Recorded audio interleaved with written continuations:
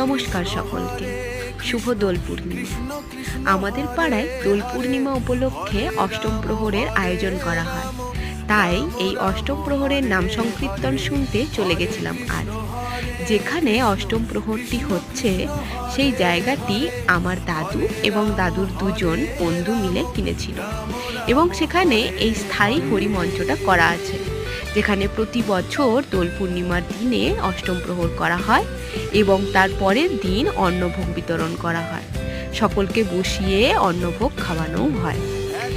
দেখো, সবাই কীর্তনিয়ারা কত সুন্দর নাচ গান করে আনন্দ দিচ্ছে আমাদের। তাই আমি আমার বান্ধবীকে ডেকেছিলাম, সেও এসেছিল এই সংকীর্তন শুনতে, এবং আমরা একটু পুজো দিয়ে নেওয়ার পরে চলে গেলাম বাতাসা লুট দেখতে। দেখো, সবাই বাতাসা লুট করছে, সাথে চকলেটও লুট করছে। নমস্কার।